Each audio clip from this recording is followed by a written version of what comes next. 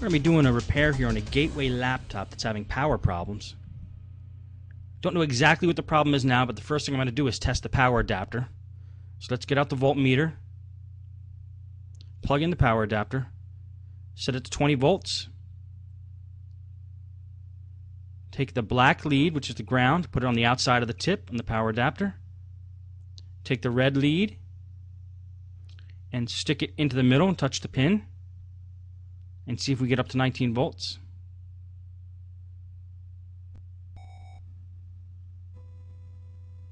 And we're getting around 18. I mean, a little 18, close to 19, and that's the voltage we should be getting. So I'm just bending the wire around, making sure that there's no breaks in the wire, that if we bend it, it loses the connection. And it seems like it's okay. So I'm gonna give the power adapter an okay here.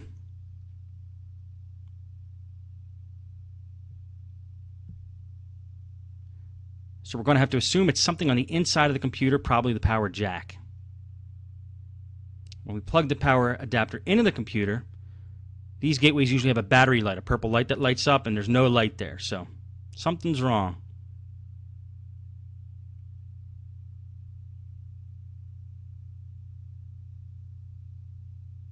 See, their lights are off. We would have seen a purple light if that was working okay. And a purple sticker on the bottom shows that Best Buy worked on this thing, so hopefully there's still some hope for the machine.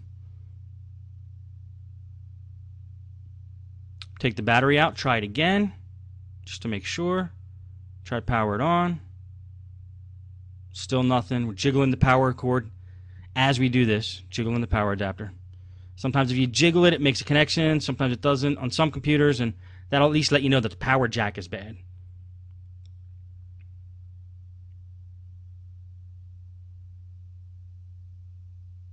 I'm constantly pressing the button as I'm jiggling around. Still no power, so let's open this thing up, take a look at the power jack, and see if there's anything wrong with it there. Now this computer is awfully dirty, and I really like to work on laptops that are clean. So I always try to clean them as I take them apart or before I take them apart. If it's so dirty, sometimes I just clean them before I even start working on them, just so I could see the screen, I could touch the keys without feeling grossed out. And what I do is I take a monitor wipe. I actually clean the screen first with the monitor wipe. Then I use that same monitor wipe and just go over the rest of the computer. Those monitor wipes are actually great for removing dirt and grime. They used to be alcohol-based. I don't know what they use now, but it's a good substance or solvent, whatever they use in there, that it does a good job of cleaning. And then if there's lots of chunks under the keyboard, I'll take a wet dry vac with the brush attachment and just brush over the keyboard, get all the chunks out from under it. You can't really see from this angle or this close how much stuff is really gunked in there, but I think there's a lot of junk under the keyboard that I'm sucking out there.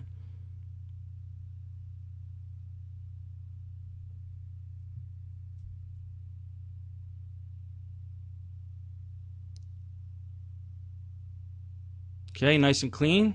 At least we have the outside clean. Now we'll probably clean the insides as we take it apart.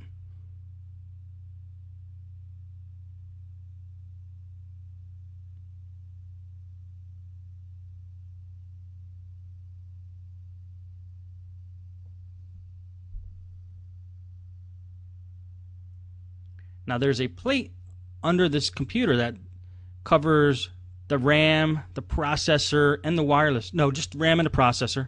And we're going to take that plate off first and get those components out. We just want to start taking components out of the machine. Anytime we want to work on a motherboard, we just want to detach all components from the motherboard that we possibly can right off the bat. Because if we don't, those components might stop us from getting to the motherboard. There might be somebody screwing it in, or there might be screws hidden underneath the RAM, or the heatsink on the processor might be causing the motherboard to be stuck.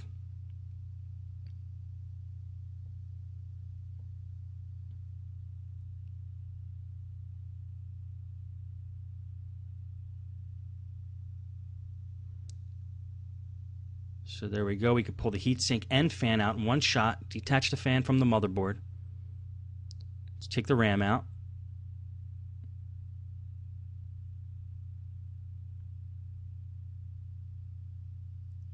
Take the hard drive out.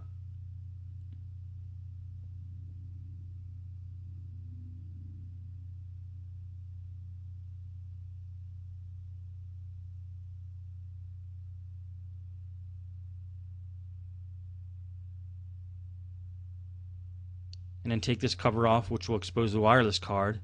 And on this particular gateway, to get the keyboard off, you got to get to a screw under that particular panel. It's kind of a tricky little screw there, but I'll show it to you later.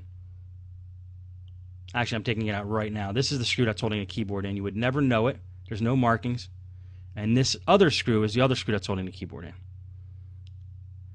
Just because I've taken apart so many of these, I know to get those out first. Otherwise, the keyboard will not come off. Now I'm taking off the screws that are holding on that front, I call it the hinge cover plate. It's the plate that's right above the keyboard and right under the screen. And it basically gives you access to the keyboard and the screen. And since I'm right here, I'm just taking the 2 screws out of the back of the computer. Sometimes there's screws in the back of the computer holding in the hinges that keep the screen on. So let's get those out.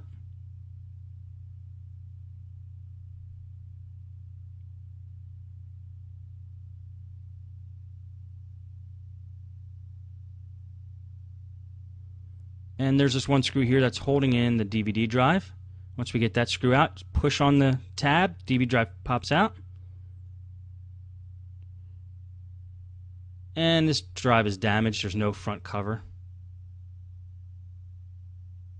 You can actually see water damage there. That's not a good sign. So hopefully there's not major damage done to this motherboard. But always look for water damage, white spots on the board or on the hardware.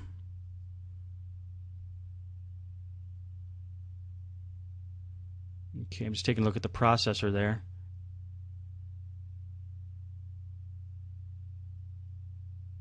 Going to leave the processor on for now. It's not really in the way. And I'm going to get a Phillips out, or a straight edge screwdriver, I'm sorry. And pull under the hinge there.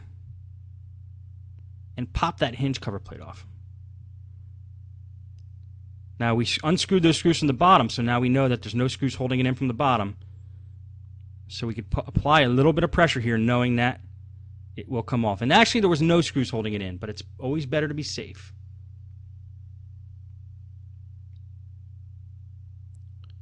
Swing that keyboard out. You'll see that there's 2 posts under that keyboard. There's actually more than 2 that hold that keyboard in. And we luckily took those screws out, which I showed you before.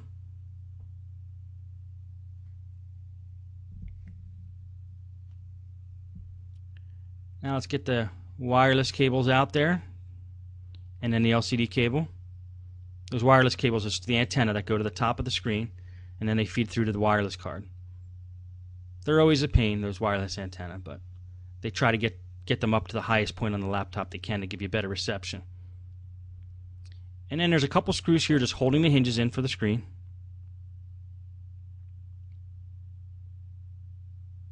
Oops.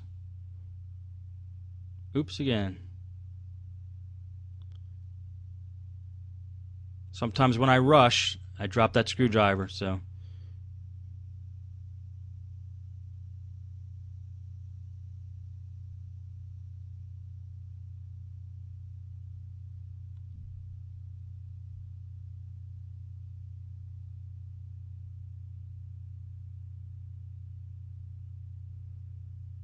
Let's pull that screen right off. I love them when I get the screen off, then I don't have to worry about the thing. It's a bulky, unwieldy thing having that screen on, so it really allows you to work good on the laptop after that's off. Now there's a few more screws. And that's a normal size screw on this laptop. Almost all the screws are that same size, so we don't have to worry too much about where we put them. Let's just throw them all into one big pile. Okay, just check if there's any other screws holding the top plate on. One more over there.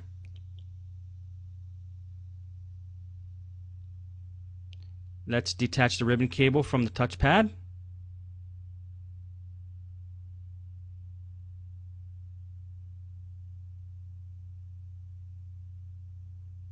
There we go.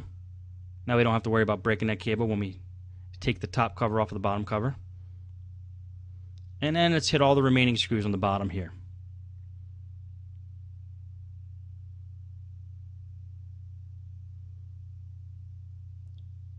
One thing you might want to try if you want to speed up your repairs is to get an electric screwdriver. But I am very partial to this tiny one I have here that I've been using on laptops for 2 years now, probably. Same screwdriver. And it does the job fast enough for me.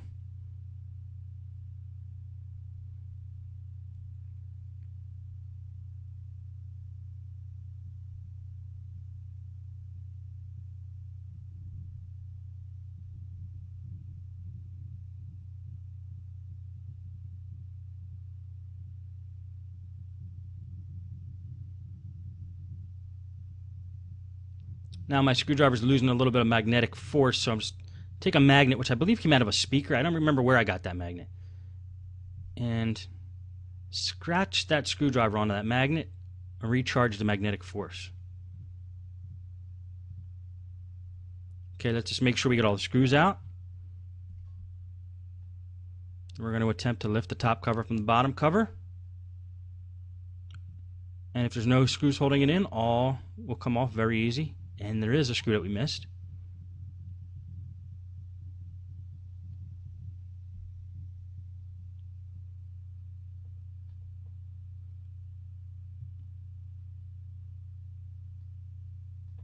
Just taking my fingernail and just pressing it in between the two covers there to pry off the front.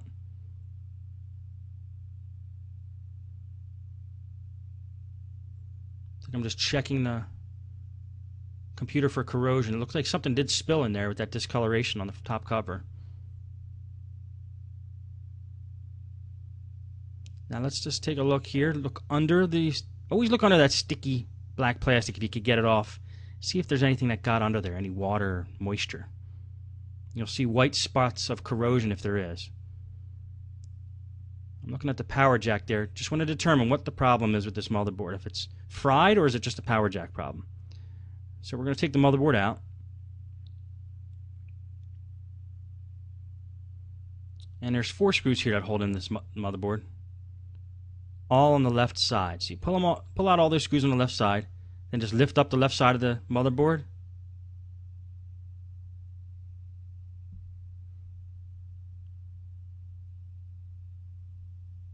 I was playing air drums there for some reason.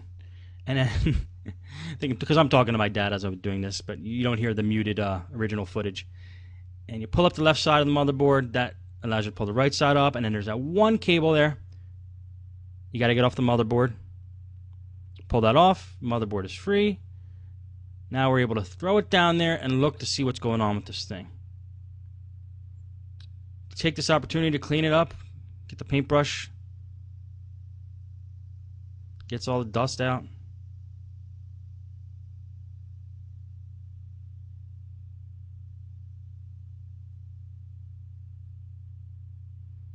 Take a look under that black plastic if you suspect there's any water, moisture, or corrosion under there.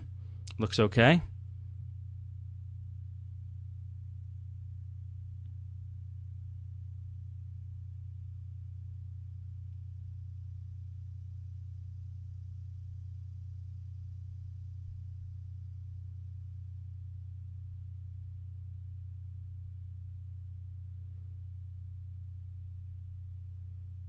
Okay, now I'm interested in the power jack. If there's any points on the motherboard where the power jack's not making a connection or there might be a loose connection.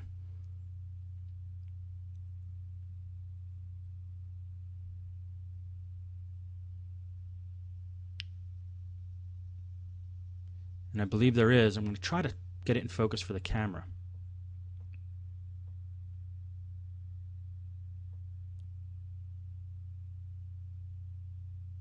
And there's a spot right there at the end of my finger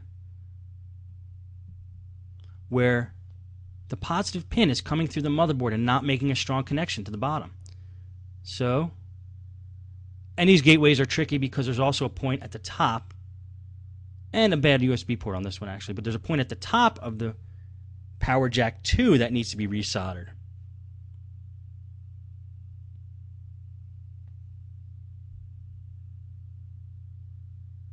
And as you can see, the USB port's bad too. So the USB port's damaged. We don't want that to short out. That could cause a power problem as well. So we're going to pull off that USB port. Not even going to try to repair it.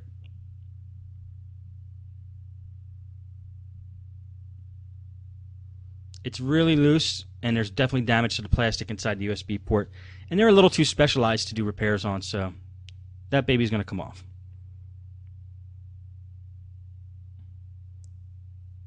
Three of the four connections on that USB port were already torn apart, so we just got to get that one last one off, and then we'll be okay. He's got a couple other USB ports he could use, and he can always use a USB hub.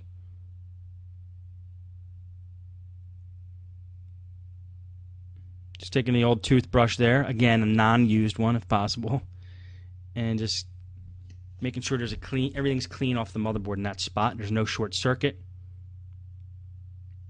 Nothing was scratched or damaged.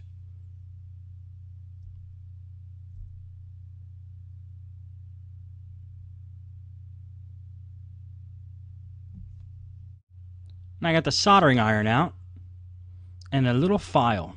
And what I'm going to do is scratch a spot on the surface of the motherboard where I'm going to attach some solder and run a wire to the power jack. Basically, I'm going to bypass the original connection the power jack is making with the motherboard and instead replace it with a wire. And again, I use a wire because wire has flexibility, and these power jacks get bumped around a lot. And if you have a brittle connection, it's very likely that brittle connection is going to break if somebody impacts that power jack or somebody trips over the power cord while it's plugged in. So by using a wire, we're going to bypass the original circuitry and use our own method here, which will allow flexibility. And I'm taking a little piece of red wire, stripping off the ends,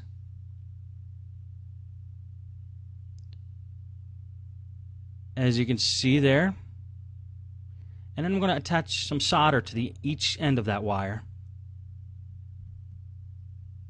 I'm going to solder it to the motherboard and connect it to the power jack. Now in this particular gateway, we have to do this on the bottom and top of the motherboard because there's 2 points of connection. Now you're going to see here this little spot that I filed out once it comes in focus.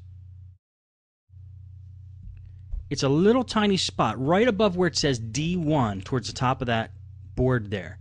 And I picked that spot because if you looked directly to the right of that spot, that is where the power jack, the pin for the power jack, comes through the motherboard. So we know that that's the positive connection on the motherboard. And you can see a little bit where that positive pin is loose, and that's why I'm going to create a little divot right next to that positive pin. I'm going to use a wire, and I'm going to wire the wire directly to the back of the power jack. And that's going to replace the existing technology that's in there, which I think is faulty.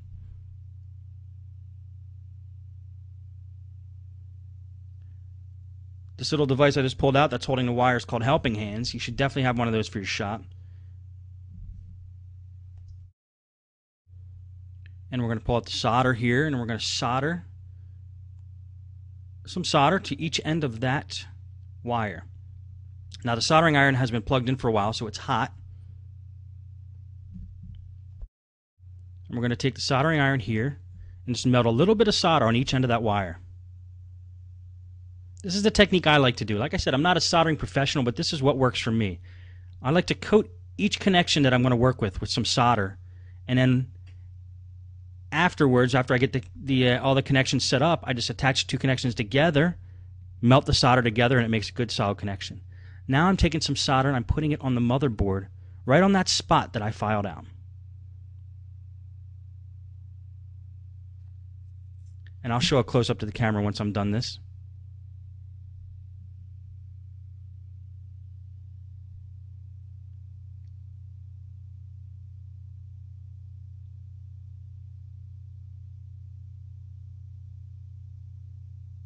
You don't want the exposed connections at the end of that wire to be too long, otherwise they might short circuit with something else on the motherboard. You want to keep them short.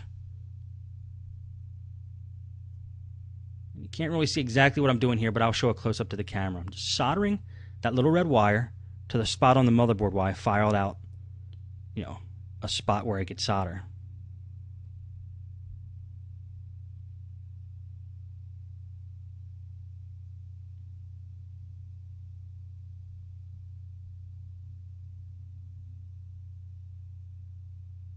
And I'm just trying to be exact here. I like to be precise, and I want to make sure that that wire is not short-circuiting with anything else.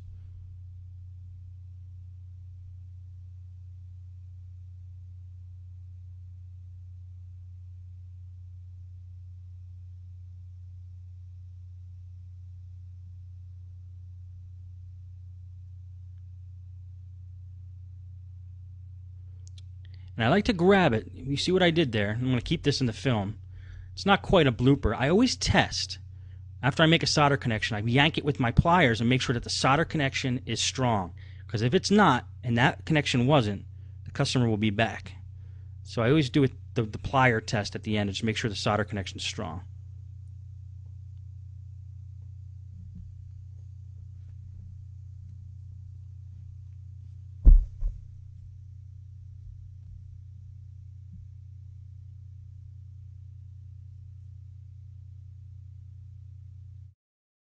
So now I'm going to resolder the connection and see if we can make a stronger bond.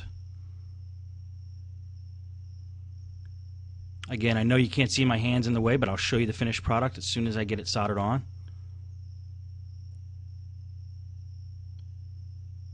And this is what we're going for. Once that gets clear, I'm going to freeze frame it here. Now I want you to take a look here at the placement of the wire and what I did exactly. I soldered the part on the right, the solder point on the right. That's soldered to the post. That's actually soldered to the post that's coming through the motherboard from the DC jack. And it's soldered right to the end of that post. Then the wire wraps around, and then the solder point on the left-hand side solders to a point that I filed down on the motherboard. Now this basically creates just a connection from the post to a spot on the motherboard where the post should be connecting to. I hope that makes sense. What I'm doing is creating flexibility in that power jack. So see that center pin? That center pin actually bends all the way around through the motherboard and onto one of the solder points that I created. Now I'm going to take the pliers and just test the strength of the connection again. I'm not going to yank too hard, but reasonably tough just to make sure that it makes a strong connection. And it looks okay, so we're going to leave that soldering the way it is. That's done on the bottom. Now these are a little tricky because that power jack, the tip, which basically that tip turns into a post as it comes out of the back of the power jack. That post connects to 2 points on the motherboard. The point that I just soldered to and another point on the top of the motherboard. So there's two, and this is kind of rare, there's 2 points of contact that this post makes on the motherboard. One on the top and one on the bottom. So bottom we just handled. The top, again, we're going to file a little space on the motherboard where that post should be connecting to. We're going to put a little drop of solder on there once we get that filed down so the solder will stick. And then we're going to repeat the process. We're going to take a piece of wire, run it from the back of the power jack, which is the post, to the top part of the motherboard, to the spot I just filed down.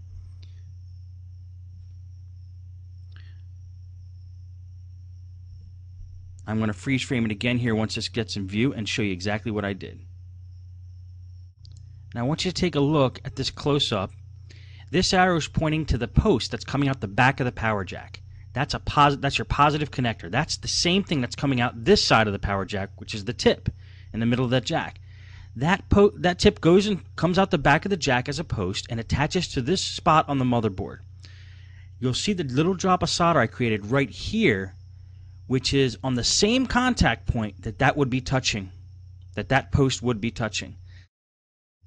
Now, as you'll see, I'm going to be creating a connection from the post to that solder point I just created using a wire. So I'm basically doing the same purpose, the same function as the original power jack did, except I'm using a wire again, just to give it a little flexibility, but it's touching the motherboard in the same spot that the post would be, except we're using a wire. Hope that makes sense again, like I said, and we'll see how it turns out.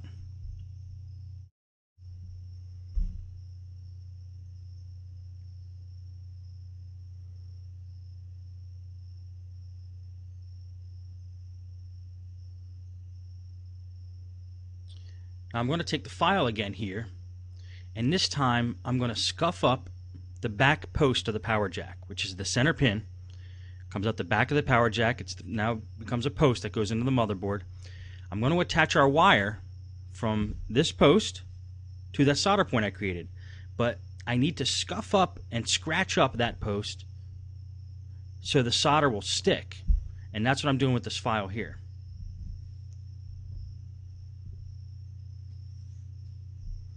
Just take the toothbrush and brush away any little metal particles. I'm going to take a little bit of solder. I'm going to drop it right on that back post.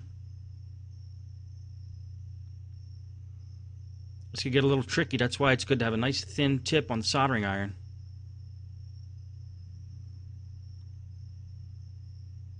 Definitely don't use a soldering gun for this kind of thing. Want something very fine. This is only 15-watt soldering iron.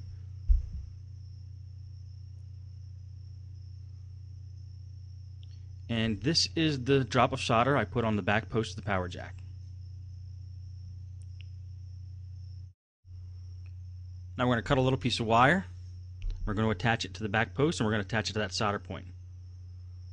Again, I'm using my little pliers here to strip the wire. Probably better use of wire cutters to do this, but I'm getting pretty good at doing it this way. The only danger of doing it that way for stripping the wires, you could actually cut the actual wire that you're trying to strip, so you don't want to do that. And again, I'm using my technique of just tinning the sides, the edges of these wires. Put a little solder on each point. You don't want to use too long of a wire because remember, you have to stick this back into a confined area that may not have the space to fit a large wire. So that's why I use short wires to do this.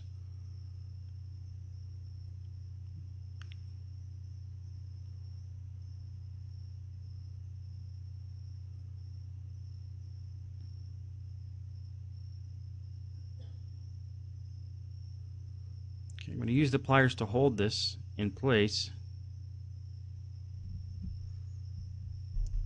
I'm going to try to zoom in and give you guys a better view here.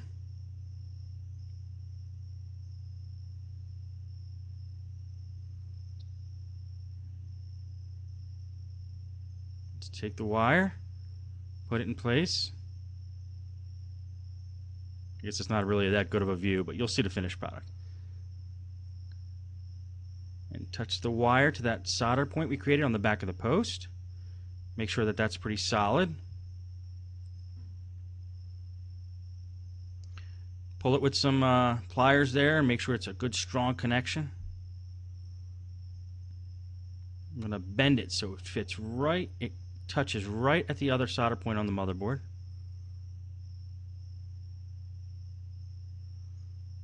Okay, the end was a little too long, so I just cut a little bit off. You don't want too much metal showing on the end of these wires because then it has a chance of short-circuiting.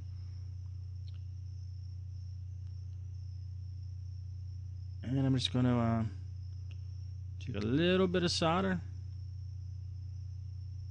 It's tough to get a good view here without my hands in the way.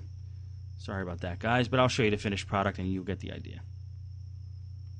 And that's all it took. Just a little touch of the soldering iron. Let's pull it and see if it's secure. Right now it's going from the post to that solder point we created.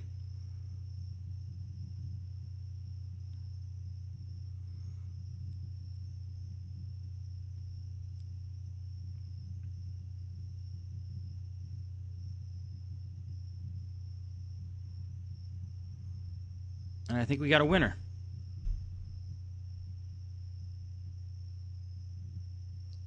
And this is what we accomplished.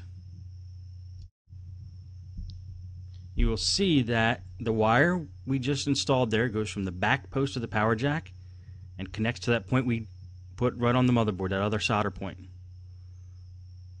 It's basically acting, the wire is basically acting as the post would be, but again, I used it for flexibility.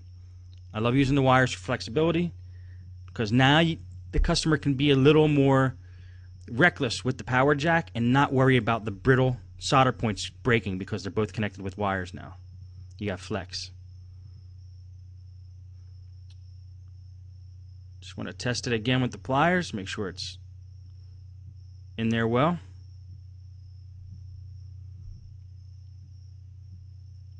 And we're good to go.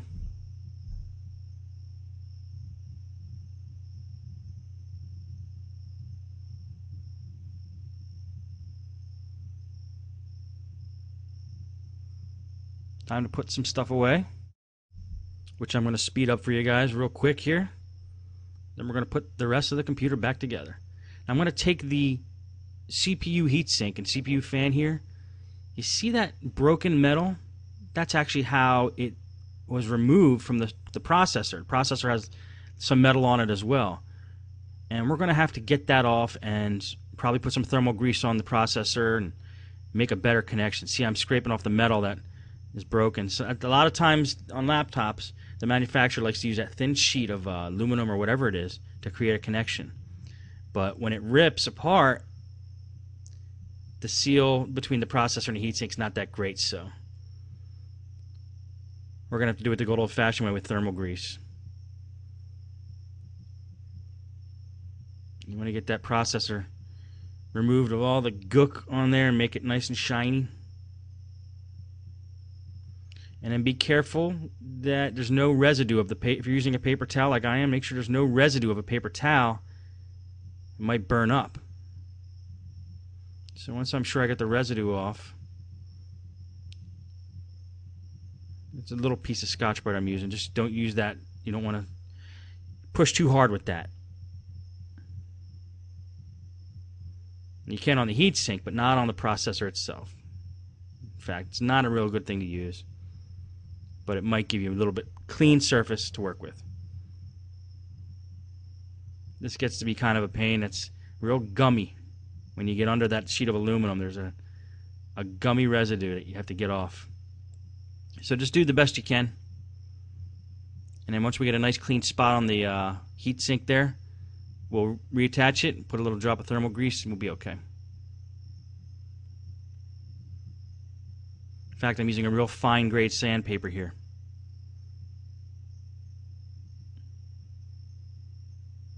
Just getting off that stingy residue, which I will speed up because it might take me a while to do this. It actually took me a lot longer than I expected, so we're going to go to the next step here, and then we'll get that CPU heatsink and fan back on.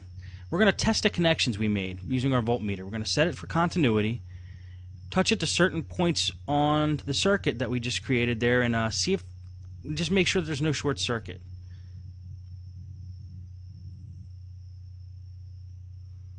I'm just touching a ground point, and then those two wires that we put on the motherboard, they're both on the positive side. They're positive points on the motherboard. So if we touch a ground point to one of those points of that red wire we just installed, and you hear a beep when you're testing for continuity, then you know, because it should not be touching any ground points, those wires we installed. There should be no contact with ground points.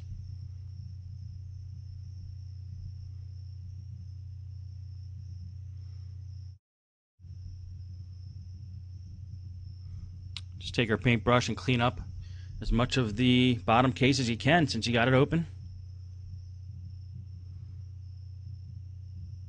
We're going to take the motherboard now. We're going to place it back into its spot. And we're going to see if it fits now that we added those wires. Those wires might be causing a problem where it won't fit now. So I'm just going to try to size it up and make sure that it fits. And I'm just looking to see if when I put the motherboard back, is it going to create any short circuit with any of the points of the bottom case? Is our red wire going to be touching any points of that case that we don't want it to touch? Because remember, those wires weren't there before, so it's like an extra protrusion. You want to make sure that it fits okay and there's no connections made that you don't want to be made between the case and the wires that we installed. And I think we're going to be okay. Throw the motherboard in there.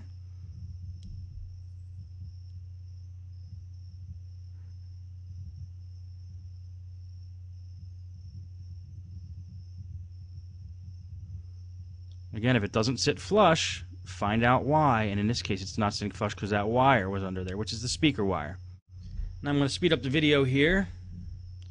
Again, this computer gets put together the same way it came apart.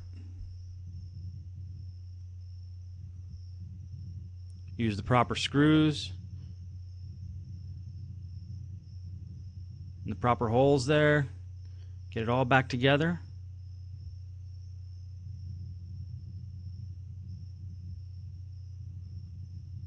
Clean it up little bits and pieces where you can. Put the wireless card in there.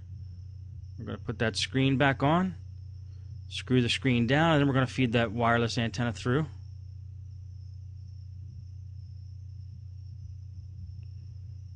put it back in the little slot it goes in. Same thing with the LCD cable. Okay, that's in pretty solid.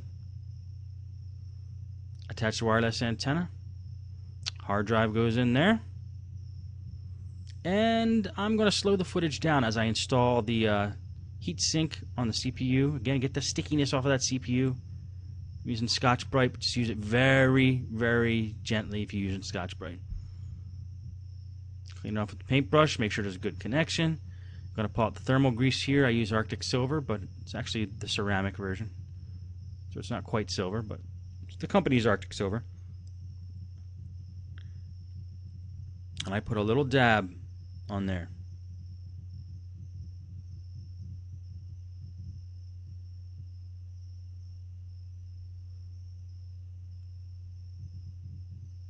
And I like to take a piece of Scotch tape, put it on my fingers long ways, and use it as a little steamroller to level out all the thermal grease, and it's the way you keep your fingers clean.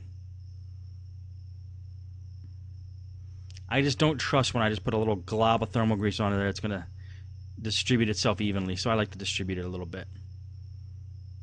And now take your nice new clean heat sink, which we hope is clean enough.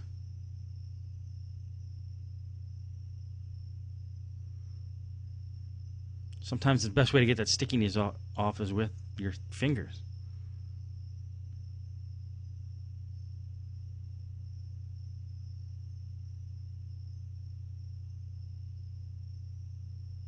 And that's the best we're going to get. So remember to attach the CPU fan. It's vitally urgent. Your computer will overheat. You don't want to cause damage to that processor.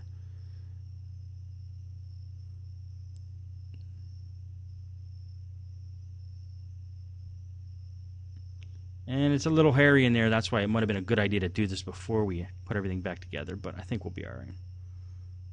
There it goes. And that slides right in there. The fan does. And the heatsink sits right on top of the processor. Make sure it's all lined up. And then I like to screw these back in a crisscross fashion like you're putting on a tire. Distribute the pressure evenly on the processor.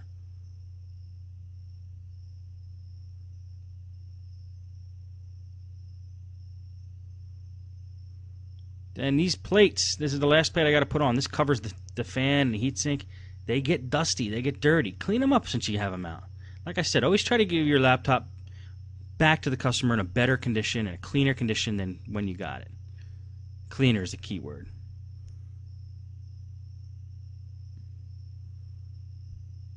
I even brush off the bottom of that keyboard. Get it all nice and clean.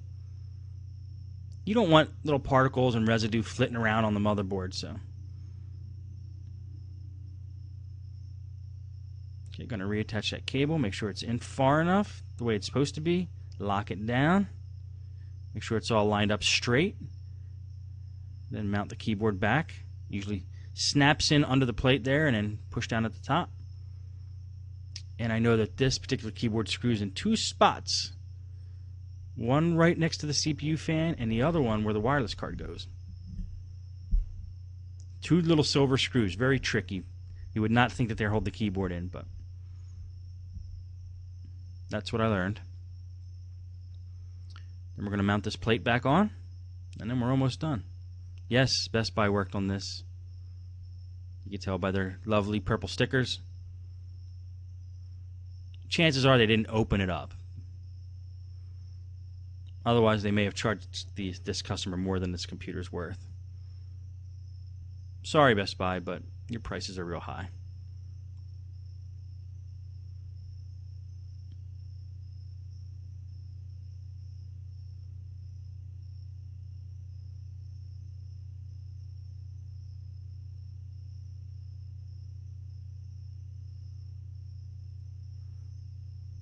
Make sure all those screws are tight. Don't over-tighten them.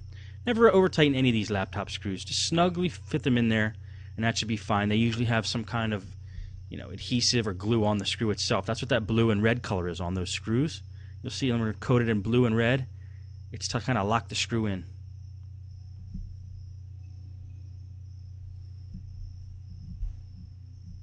And get all those screws in. I'm unscrewing it now for some reason. I forgot something.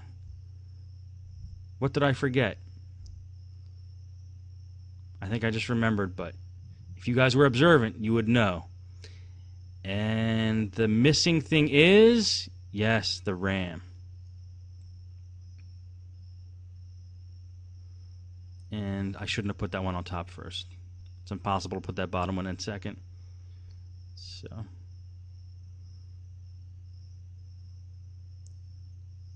we're going to mount the RAM back in. Put this cover back on. Then the only thing we should have left is the hinge cover plate, the plate cover and the wireless adapter. Throw the battery back in, and I think we're in business.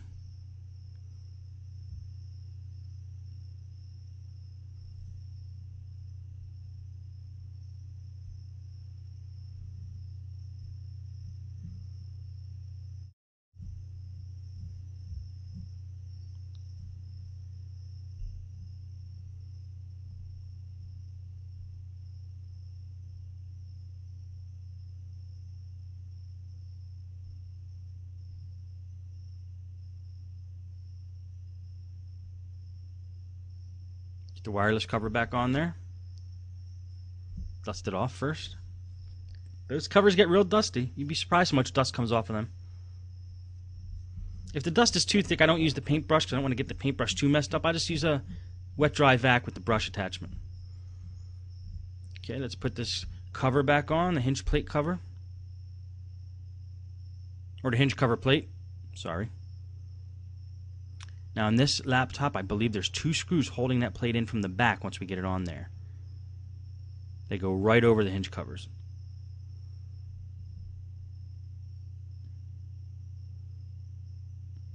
Just snap these in. Sometimes they take a little maneuvering, but they will eventually go in, and they need to lay flush. They need to lay exactly how it was before you took it off. And you'll know where it is because there won't be any lumps in it.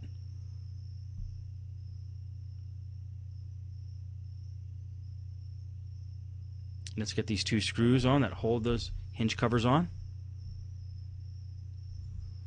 It's another thing you want to be careful of. You don't want to go prying that hinge cover plate off knowing that there's screws holding it in from the back because you're going to break it. So always check for those screws holding it in from the back. Gateways are famous for having them. Maybe Acers. Old HPs have them. Not too many other models have them that I know of.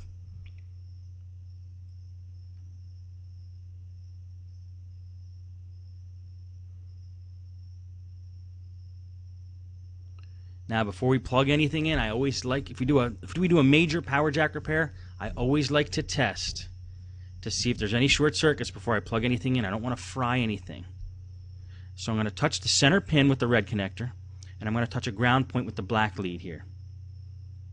That's actually the other way around. It does not matter if you're doing testing continuity. The black plate is actually going to touch the middle pin. And there was no short circuit, meaning there was no beep. If we heard a beep, we'd know we'd be in trouble. Now we're going to take the power adapter and we're going to plug it in and test this thing out.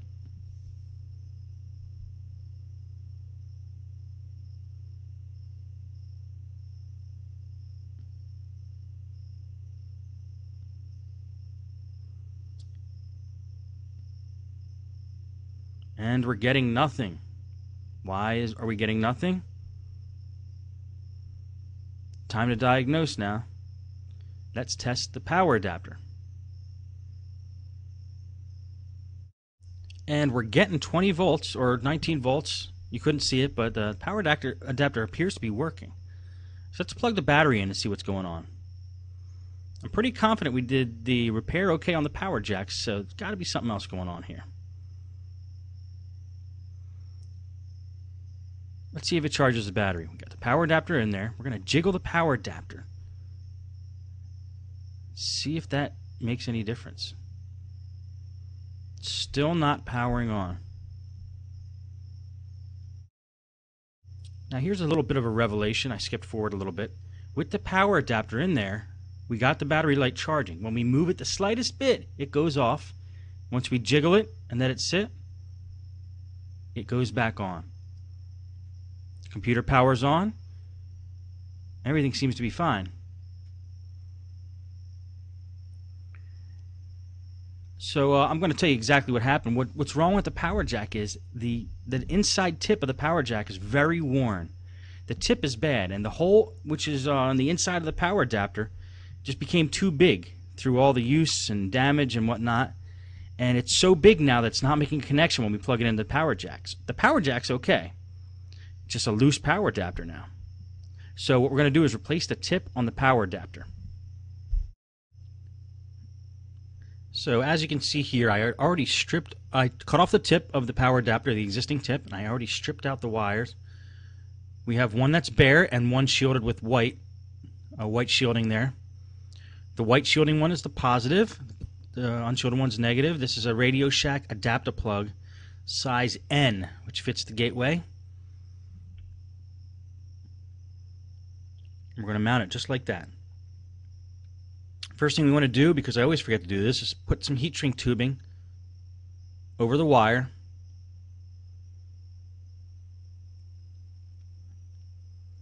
I use a real thick one to cover the adapter plug, and then I use a thinner one under there to actually shield the wires, as you'll see shortly. Cut a decent size for that.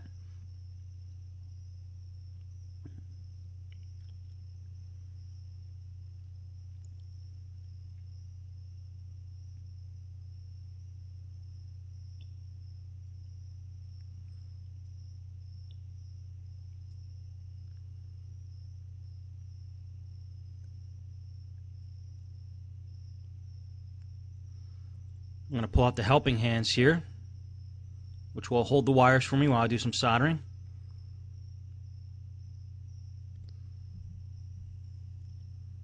The thick heat shrink tubing goes over first.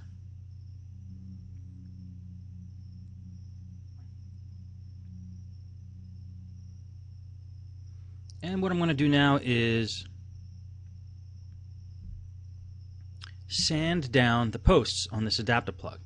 See, these adapter plugs are meant to be plugged into a different adapter, not for wires to be soldered onto the bare pins there. But I found it makes a good repair on a power adapter. You could buy the Radio Shack adapter that it plugs into and then just solder the wires together, but I found the wires in that adapter that this adapter plug plugs into are a little too thin. So I like to go right from the power adapter wires right into the adapter plug. It's not pretty all the time, but it'll work. And you can see I scuffed up the pins there. We're going to put it in the helping hands. We're going to drop some solder on there.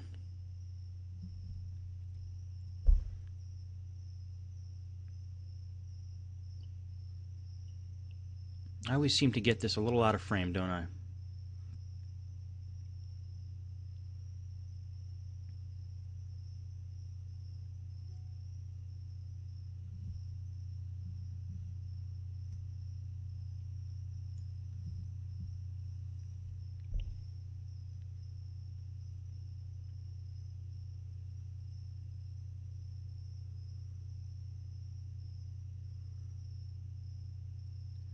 And there we have it. Solder is dropped on there securely because we scuffed it. The solder's not going to go anywhere. It's not going to break off.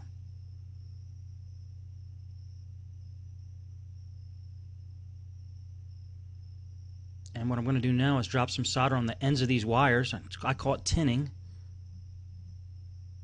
Coat those wires in solder. And then when you're ready, we just touch those two wires to the adapter plug, heat them up, and solder should melt together on both ends.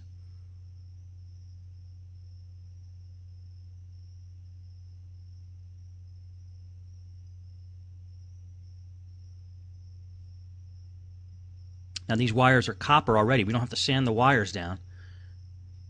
The solder is going to melt right into the copper.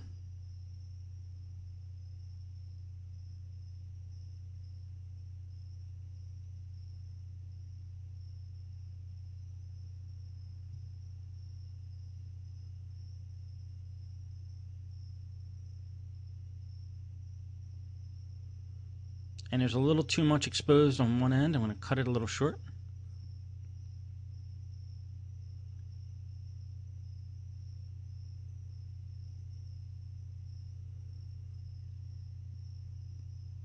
There might be some stray wires hanging off the edge. Just make sure everything's nice and clean. You don't want any short circuit here.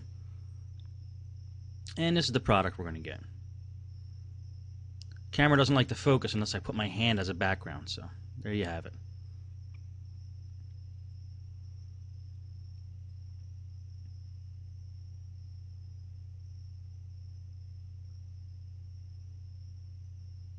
Now we need a little bit of a thinner wire to go under the wide heat shrink tubing. And you'll see how this works after we get everything on there. Well, we found a good piece of heat shrink tubing that'll fit over the inside wires there. Cut it to a reasonable size. Slip it on before you do any soldering to the adapter plug, otherwise it will not fit.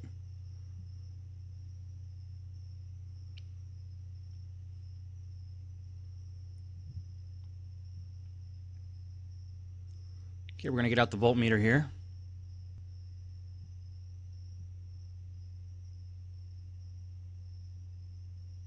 And we're going to just find out which pin is positive and which pin is negative on the adapter plug. Because on the power adapter, that one with the white shielding is positive and the one that's bare is negative. That's your ground. So we just need to make sure they get matched up properly. And we went ahead and soldered those wires now to the adapter plug. Just finishing that up. And I want to hold it in front of the camera and show you exactly what we did.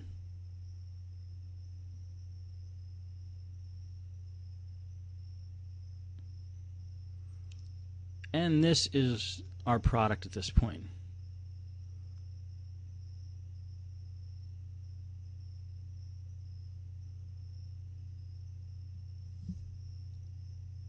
It's very important that those two wires are not touching, or any frayed part of the wire is touching the other part of the wire. It will create a direct short circuit, and we don't want that. Let's do a little cleaning up here. And do a little cleaning up. It's a smart thing to do to, when you're done working with your tools and materials, put them back in the same spot you got them in. Don't just keep a big pile. Keep your space clean. You can get more done that way.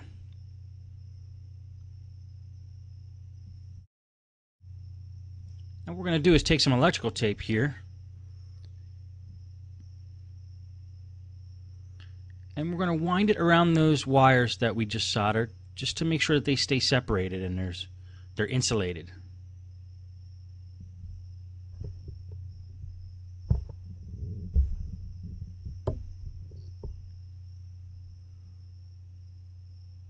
And I'll show you what I'm doing as soon as we get that back in the frame.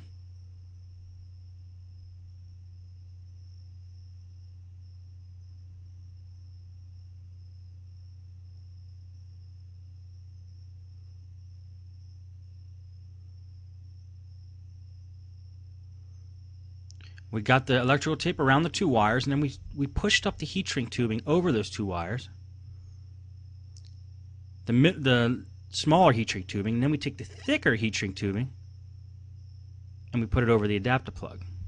Now we're going to take our voltmeter before we do anything, and before we seal up the heat shrink tubing, and test the power adapter. Make sure that we're getting the proper voltage through it.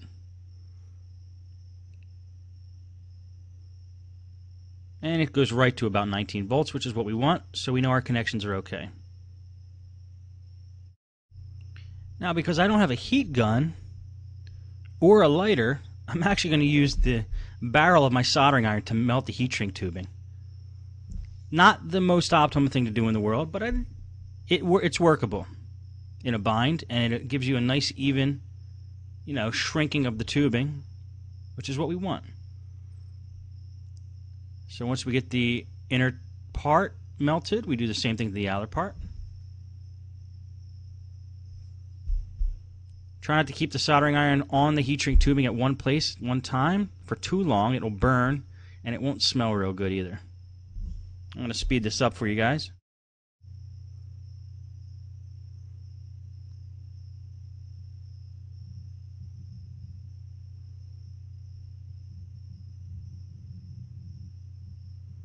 Okay, that took a little while, but we're getting close, and this is going to be our finished product. Nicely shrunken. 2 layers of heat shrink tubing with the electrical tape on the inside. That came out pretty good. That's one of my better jobs, I must say. And those things are soldered direct to those posts. They're not going to go anywhere. It's a pretty secure connection. Now, what I'm about to do next might seem a little crazy. I'm actually going to cut that whole tip off of this power adapter. In between the footage here, I tested that power adapter again, and I found out the power brick itself was actually bad, not putting out the proper voltage. So since we already installed a tip, got all the heat shrink tubing done, we're just going to install this tip on another power adapter.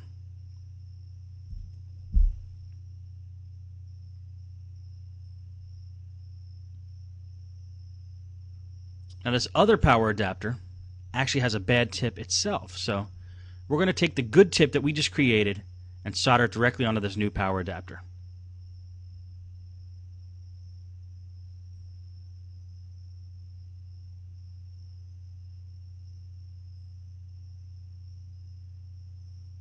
And what we do with this is, we cut the wire, then we separate the ground from the positive.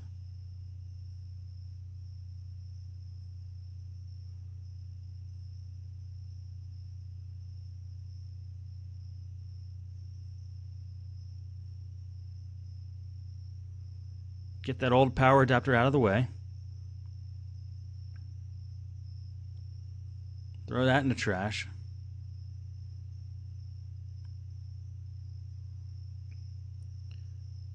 Okay. We're actually going to plug this in now and test the voltage. Make sure you do not touch the 2 wires together, positive and negative, while you're doing this. Got our voltmeter out. We have our exposed wires there, not touching each other. We're going to take the black to the ground, red to the positive, which is the white. Check the meter. We're getting 19 volts.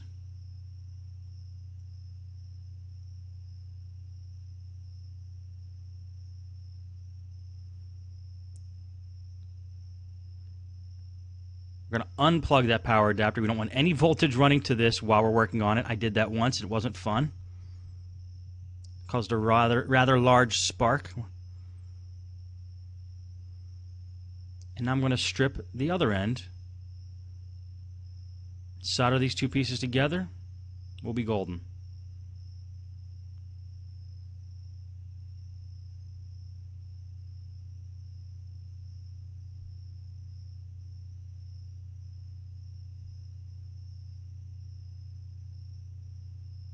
Again, it's smart to use a wire cutter in that situation, but if you don't have one laying around, you could use a regular pair of cutters there, as long as you don't cut the wire. Okay, once you get that exposed, twist it so no fray wires are hanging out.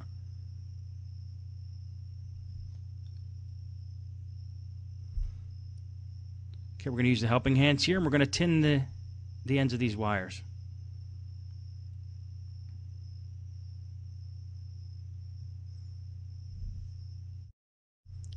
Now, the camera didn't quite catch it, but what happened was I tinned the sides of all the exposed wires. Now I'm going to throw some heat shrink tubing over it. Cut it to the right size.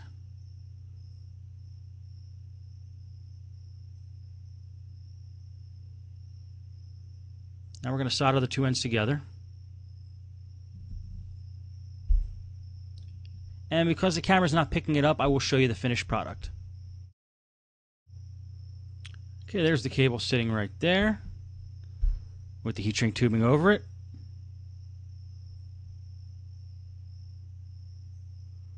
Now we're going to test it out in this machine and make sure everything works.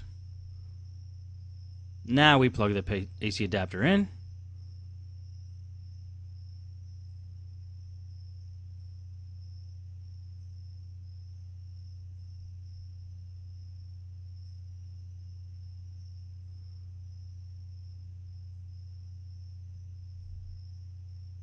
Pull out the voltmeter and do one last check just to make sure there's no short circuit and we're getting the right voltage. And we're okay. No beeps, and we were getting 19 volts.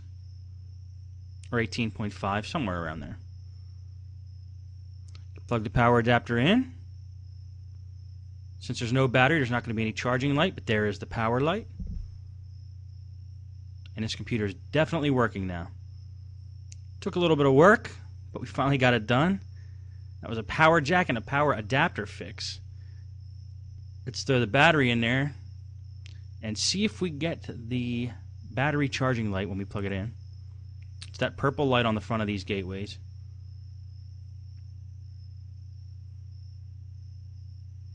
And it should appear right about there in a second, and there we have it. So that's a pretty thorough repair on a power jack and power adapter. And there you have it.